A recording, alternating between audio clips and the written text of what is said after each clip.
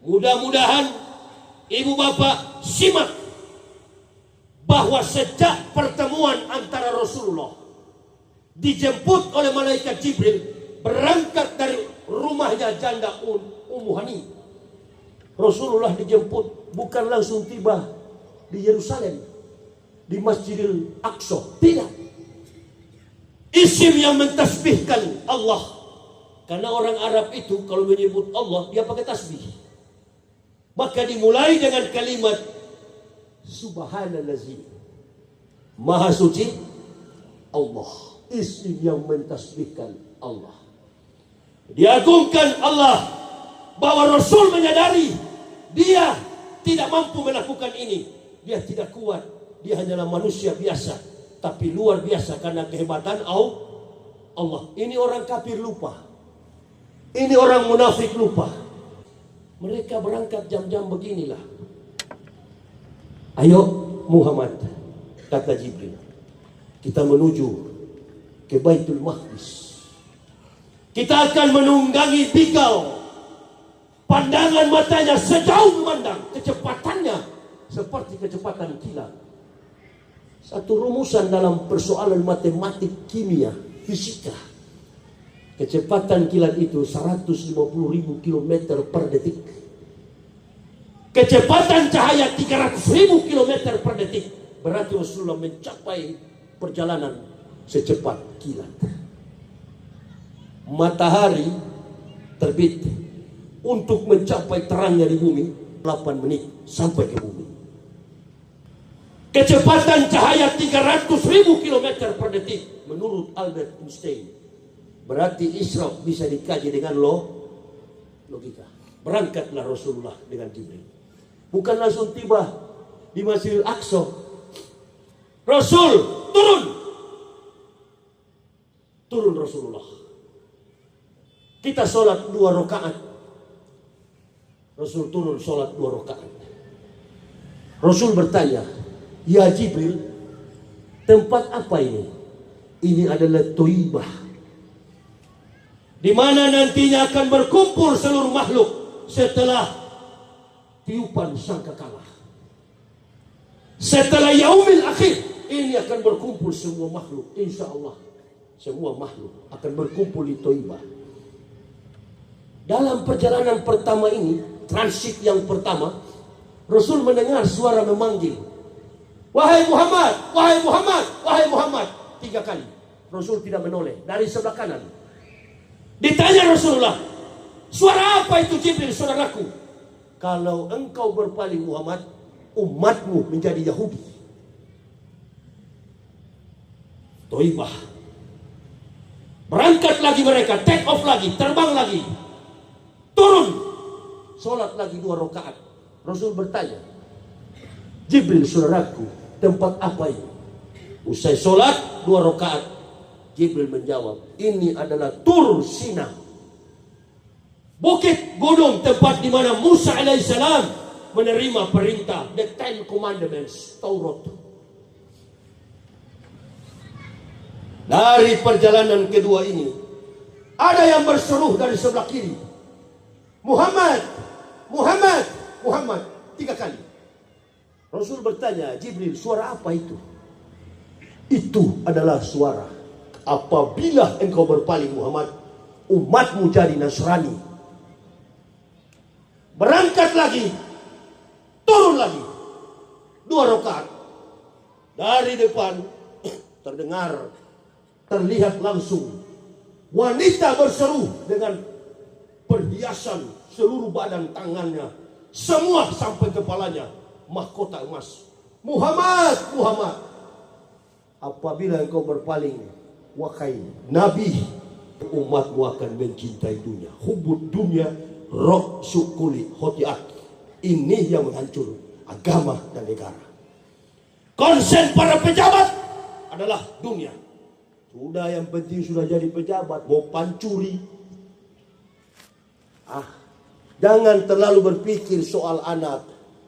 Sudah ada contoh ini, wakilnya Prabowo. Ini Fufu Fafa ini.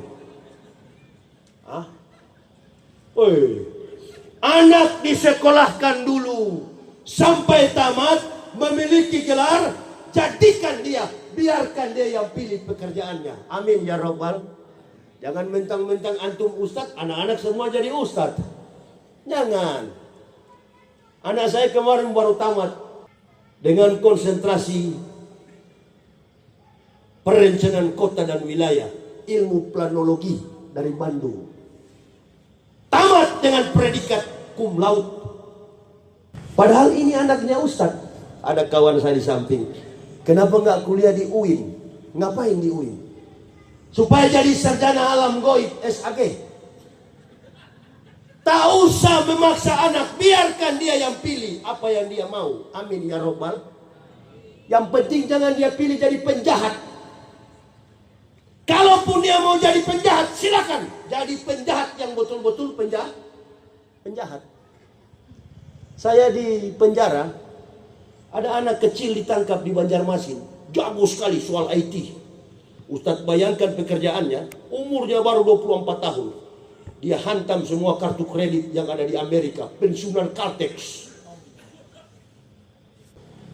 Kecil orangnya. Masih anak-anak.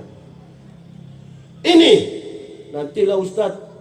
Kalau sudah keluar penjara saya mau berhenti. Saya bilang bodoh kamu. Jangan berhenti. Hantam sampai kaya dulu.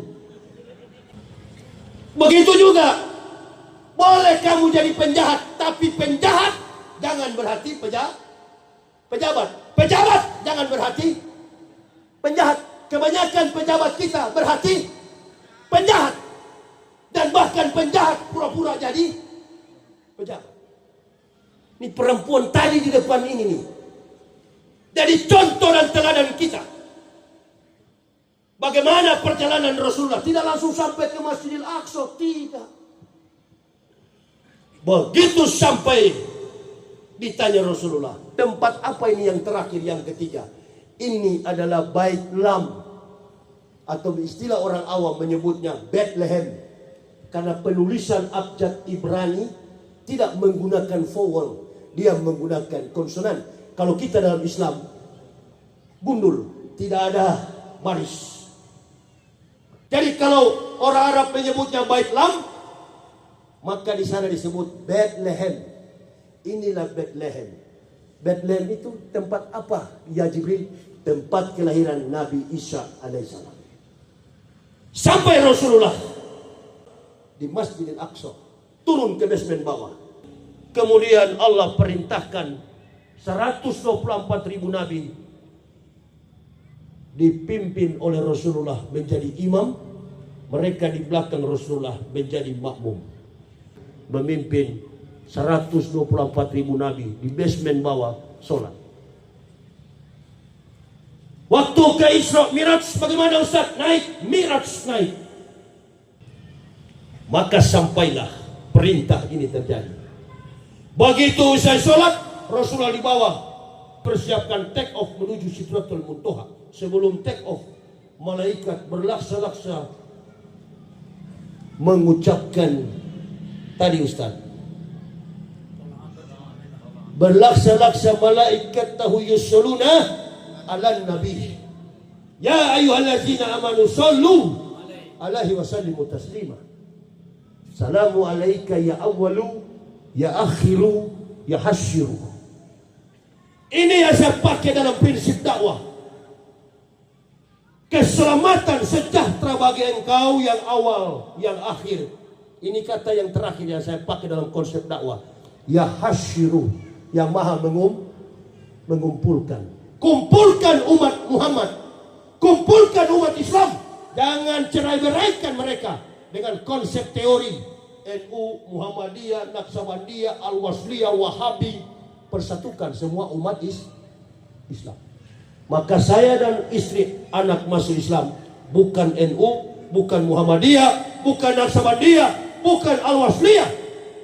Kami adalah milik umat Islam semuanya. Yang pakai kunut kami ikut kunut. Yang tidak pakai kunut kami juga tidak ikut pakai kunut.